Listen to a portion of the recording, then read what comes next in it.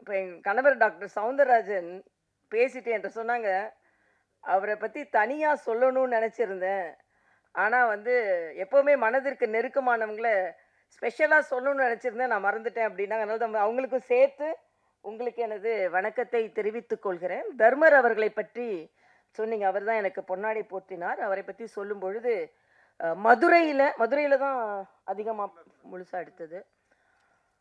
என்னை நேற்று ஒரு 2 நாட்களுக்கு முன்னால் தான் என்னை தொடர்பு கொண்டார்கள். ரொம்ப நாளாக அவங்கள தொடர்பு கொள்ளணும்னு நினைத்து கொண்டிருந்தேன். ஆனால் ஏதோ விடுபட்டு போச்சு அப்படின்னு சொன்னாங்க. இதில் மதுரையில் தான் இதில் படம் முழுவதுமாக எடுக்கப்பட்டு இருக்கிறது என்றால் மதுரைக்கு எனக்கும் அதிக தொடர்புண்டு. எனது தந்தை குமரி அனந்தன் அவர்கள் எனக்கு பெயர் வைத்ததே மதுரை மீனாட்சி அம்மன் கோயிலில் தான். அதுலேயும் என்னென்னா சாக்லேட் கொடுக்கக்கூடாதுன்றதுக்காக மா பலா வாழை முக்கனியையும் வெட்டி ஒரு பாத்திரத்தில் போட்டு அதில் தேன் கலந்து கொடுத்தாங்களாம். ஆக அப்படி ஏன்னா சாக்லேட் கொடுக்கக்கூடாது, ஏன்னா எங்கள் அப்பா எல்லாரோட விதேசி இல்லை சுதேசியாக தான் எல்லாரும் இருக்கணும் அப்படின்னு அடிக்கடி சொல்கிறதுனால, ஆக மதுரைக்குள்ளே எடுத்த படம் என்பதனால் எப்படியோ நான் வந்து இணைந்து கொண்டேன் என்று நான் நினைக்கிறேன். அதே மாதிரி இந்த நிகழ்ச்சிக்கு தம்பி வந்து தம்பி பேர் என்னப்பா? குரு விஜய். குரு விஜய் விஜய்னாலே திரைப்படத்துறையில் வெற்றி பெற முடியும். அதனால் குரு விஜய் நிச்சயமாக வெற்றி பெறுவார். அவருக்கு எனது வாழ்த்துக்களை தெரிவித்துக் கொள்கிறேன். ஏன்னா ஒரு இளைய வயது ஹீரோ, அவர் அறிமுகமாகி இருக்கிறார். அவருக்கு எனது வணக்கம். அதே மாதிரி இங்கே சகோதரி சுமதி அவர்கள், அவங்கெல்லாம் நடிச்சிருக்காங்கன்னு எனக்கு தெரியவே தெரியாது. தர்ஷினி அவர்கள், திரு வாசு அவர்கள், அது மாதிரி ராஜா முகமது அவர்கள், வர்ஷா அவர்கள், கமலக்கண்ணன் அவர்கள், ரவி அவர்கள், எண்ணூர் ரவி அவர்கள், கேமராமேன் வாசு அவர்கள், 5 ஸ்டார் கதிரேசன் அவர்கள், பாலாஜி அவர்கள் மற்றும் அனைவரும் ஏறக்குறைய எனக்கு யாரெல்லாம் பேர் சொன்னாங்களோ அவங்களெல்லாம் மனதில் வைத்துக்கொண்டு ராஜா முகமது அவர்கள் தான் எடிட்டர்னு கேள்விப்பட்டேன்.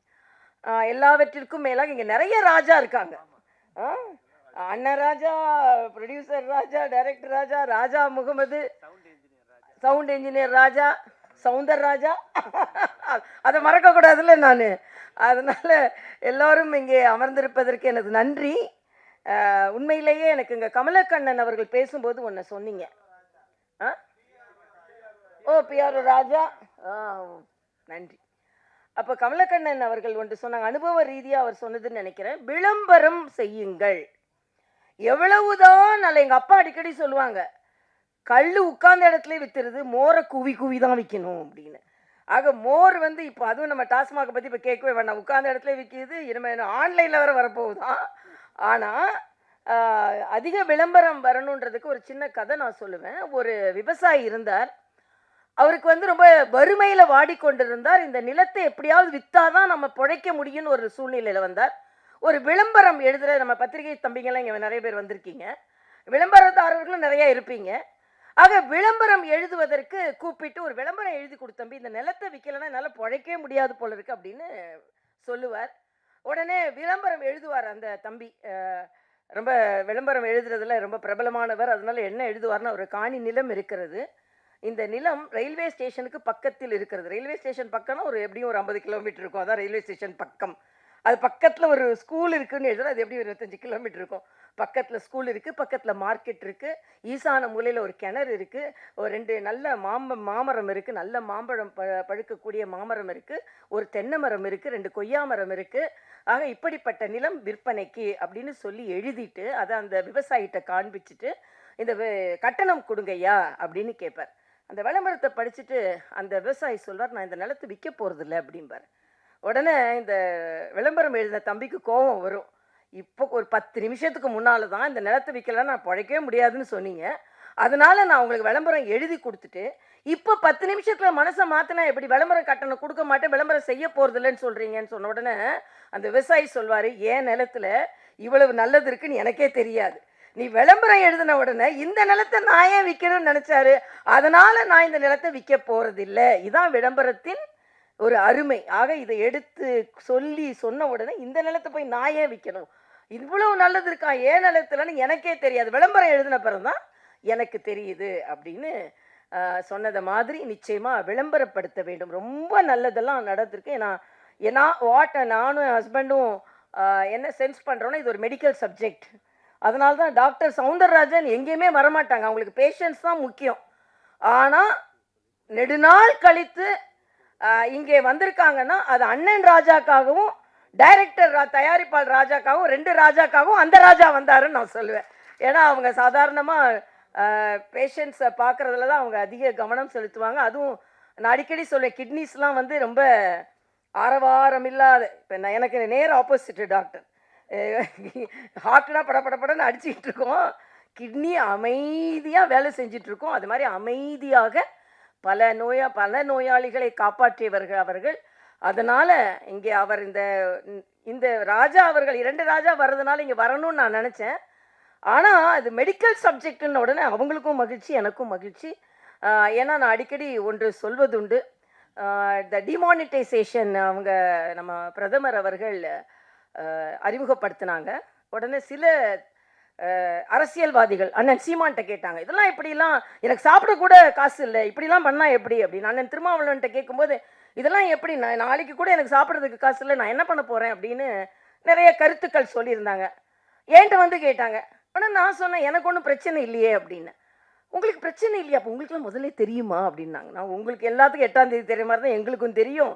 ஆனால் என்னன்னா என்னோட கோட்டும் ஒயிட்டு என் நோட்டும் ஒயிட்டு, அதனால் எனக்கு பிரச்சனையே இல்லை. எனக்கு எங்கள் டாக்டருக்கு பிரச்சனை, எங்கிட்ட இருக்கிற கொஞ்சம் நெஞ்ச காசும் நாங்கள் ஒயிட் கோட்டில் சம்பாதிச்சதுன்னு. அதே மாதிரி தான் ராஜா அவர்கள் இங்கே வந்து பணத்தை போட்டிருக்கிறாரு, அவரும் ஒயிட் கோட்டில் சம்பாதிச்ச ஒயிட் நோட்டு. அதனால் எல்லோரும் படத்தை அவர் கமலக்கண்ணன் அவர்கள் சொன்னதை மாதிரி முழுவதுமாக தியேட்டரில் போய் உட்கார்ந்து பார்க்க வேண்டும், செல்லில் பார்த்துட்டு சென்று விடாதீர்கள் என்பது எனது கோரிக்கையாகவும் இருக்கிறது. இன்னும் சொல்லப்போனால் இதில் வந்து மருத்துவத்துறையில் நான் பெருமையாக இந்த இடத்திற்கு வந்து நின்று சொல்கிறேன். கரோனா காலத்தில் பிபிஇ கிட் போட்டு நான் தான் முதல்ல போனேன்னு அன்றைய முதல்வர்லாம் சொல்லி கொண்டு இருந்தாங்க. இல்லை, முதலில் நிர்வாகத்தில் இருந்து மருத்துவர்களுக்கு உதவி செய்ய வேண்டும் என்று பாதுகாப்பு அதிகாரிகள் அனைவரும் வேண்டாம் என்று சொன்ன பின்பும் பிபிஇ கிட் போட்டு அங்கே மருத்துவமனைக்கு நுழைந்த முதல் நிர்வாகத்தை சார்ந்தவள் நான் என்று நான் உங்களோடு பெருமையாக தெரிவித்துக் கொள்கிறேன். ஏன்னா கரோனா நேரம் அவ்வளவு கொடுமையான காலமாக இருந்தது. தெலுங்கானால ஒரே நேரத்தில் 30 மருத்துவர்கள் பாதிக்கப்பட்டார்கள். டாக்டர் ஸ்ட்ரைக் பண்றாங்க, நாங்க ஏன் பாதிக்கப்பட வேண்டும் என்று. அப்பொழுது மருத்துவர்கள் ஸ்ட்ரைக் பண்ணா நோயாளிகள் எல்லாம் பாதிக்கப்படுவார்கள், அவர்களுக்கு தைரியம் சொல்லணுன்றதுக்காக நான் பிபிஇ கிட் போட்டு எனது பாதுகாப்பு அதிகாரிகள் மறுத்த பின்பும் நான் அங்கே சென்றேன். இதுல மரியாதைக்குரிய பாரத பிரதமர் அவர்களை நான் சொல்லியே ஆக வேண்டும். பிபிஇ கிட் சைனால இருந்து வந்த பிபிஇ கிட்னால தான் 30 டாக்டர்களுக்கு வந்தது. அன்று கரோனா ஆரம்பித்த நேரத்தில் பிபிஇ கிட்டே தயாரிக்காத ஒரு நாட்டில் ஒரே நாளில் 2 லட்சம் பிபிஇ கிட் தயாரிக்கும் அளவிற்கு இந்த நாட்டை முன்னிறுத்தினார் என்றால் அது பாரத பிரதமர் அவர்கள் தான். ஆக கரோனா நேரத்தை நான் இங்கே நினைவு கூறும் பொழுது பாரத பிரதமர் அவர்களை நினைவு கூறாமல் இருக்கவே முடியாது. அதே மாதிரிதான் தடுப்பூசி, 150 நாடுகளுக்கு தடுப்பூசி கொண்டு போனோம் என்றால் அதற்கு பாரத பிரதமரின் அந்த முயற்சி தான் காரணம். அதுல முதலில் அந்த தடுப்பூசியை உருவாக்கியவர் நம் தமிழ்நாட்டை சார்ந்தவர், குடியாத்தத்தை சார்ந்த பாரத் பயோடெக்காரர்கள். ஹைதராபாத்ல இருந்தாலும் தமிழ்நாட்டை சார்ந்தவர்கள். ஆக உலகத்திற்கே தடுப்பை கொடுத்தது யார் என்றால் தமிழ்நாட்டை சார்ந்தவர்கள். இங்கே அண்ணன் ராஜா அவர்கள், 2 அண்ணனும் எனக்கு அண்ணன் தான், அதனால அண்ணன் ராஜா அவர்களை ஒரு வார்த்தை வருது, ஆட்சியே போனா கூட போதையை ஒழிக்க முடியவில்லை என்றால் ஆட்சியே போனாலும் பரவாயில்லை என்று சொல்லக்கூடிய தைரியம் பாரதிய ஜனதா கட்சிக்காரர்களுக்கு மட்டும்தான் இருக்கு. எப்படினாலும் ஆட்சியை பிடிச்சிடலாம் அப்படின்னு இல்லை, மக்களுக்கு கெடுதல் வருகிறது என்றால் எங்களுக்கு எதுவுமே தேவையில்லை என்று தான் நாங்கள் எல்லாம் பணியாற்றி கொண்டிருக்கிறோம். இந்த சமுதாயம் அதையும் உணர்வார்கள் என்று நான் நினைக்கிறேன். அதனால ஒரு நல்ல நிகழ்ச்சி, மருத்துவத்தில் சம்பாதிச்சு இங்கே திரைப்படம் எடுத்திருக்கிறார். நான் அடிக்கடி ஒன்று சொல்வதுண்டு, நான் ராமச்சந்திரா மருத்துவக் கல்லூரியில் பணியாற்றி கொண்டிருக்கும் பொழுது ஒரு நோயாளி ரொம்ப கவலையாக இருந்தார். அவர்கிட்ட கேட்டேன், ஏங்க இவ்வளோ கவலையாக இருக்கீங்க, என்னாகுமோன்னு கவலைப்படாதுங்கன்னு சொன்னேன். அதுக்கு அந்த நோயாளி சொன்னார், என்னாகுமோன்னு கவலைப்படலை டாக்டர், எவ்வளோ ஆகுமோன்னு தான் எனக்கு கவலையாக இருக்கிறது என்று சொன்னார். ஆக எல்லா டாக்டரும் அப்படி கிடையாது. நாங்கள் எல்லாருமே சேவையில் மருத்துவம் பார்ப்பவர்கள். எங்கள் டாக்டர்லாம் பார்த்தீங்கன்னா கிட்னி டிரான்ஸ்பிளான்ட்டு நிறைய நாளில் ஃப்ரீயாக பண்ணி கொடுக்குறாங்க. அதனால் நாங்கள் எல்லாருமே ஒரு நியாயமான மருத்துவர்கள். அதனால தான் அநியாயமான மருத்துவர்களை பார்த்தவுடன் கோபம் வந்திருக்கிறது இவர்களுக்கு.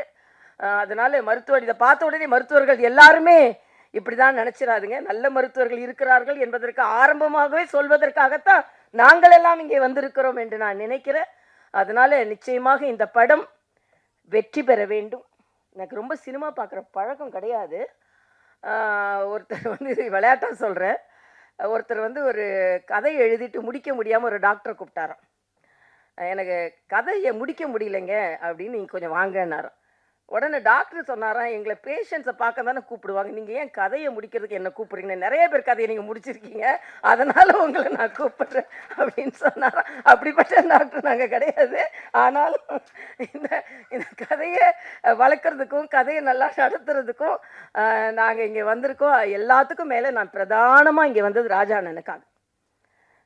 ராஜா அண்ணன் நாங்கள் எல்லாரும் ஒரு ஒரு அரசியல் கட்சியிலேருந்து எல்லாரும் எவ்வளவோ லாபகரமாக, அரசியல் என்றாலே அது பட்டத்திற்கும் பதவிற்கும் சம்பாத்தியத்திற்கும் என்று இல்லாமல் கொள்கைக்காக தனது வாழ்நாளில் உரக்க குரல் கொடுத்து கொண்டிருக்கும் தர்ம போராளிக்காக நாங்கள் இங்கே வந்தோம் அப்படின்றதுல நான் பெருமை அடைகிறேன். அது மட்டும் இல்லை, டாக்டர் சவுந்தரராஜன் அவர்களை எந்த நிகழ்ச்சிக்கும் நான் கூட்டிகிட்டு வரமாட்டேன். ஏன்னா நான் ஹோம் மினிஸ்டர்னு சொன்னால் ஹோம் மினிஸ்டர் கொஞ்சம் ஸ்ட்ரிக்டாக இருந்தால் தான் நல்லது. ஆனாலும் அவர்களும் வந்தார்கள் என்றால் உண்மையிலேயே 2 ராஜாக்களுக்கும் நாங்கள் வணக்கம் செலுத்துவதற்காக நான் மறுபடியும் சொல்கிறேன்.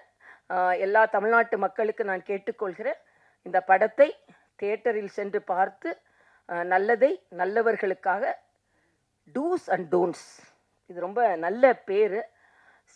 செய்யாதே, நல்லதை செய், நல்லது இல்லாததை செய்யாதே என்பதான் வரும்னு நான் நினைக்கிறேன். அப்படிதான் இருக்க முடியும். ஆனால் அரசியல்வாதி அப்படி சொல்ல முடியாது. அரசியல்வாதி நல்லதை செய்வாங்கன்னு சொல்ல முடியாது.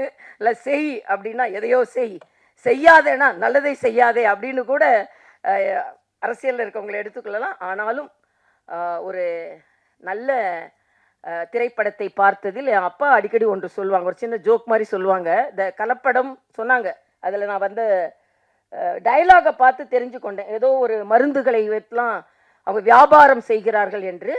அந்த நேரத்தில் கலப்பட மருந்துகள் அதிகமாக வந்து கொண்டிருந்த நேரம் ஒரு நோயாளி டாக்டர்கிட்ட போகிறாரு. டாக்டர் மருந்து எழுதி கொடுக்குறாரு.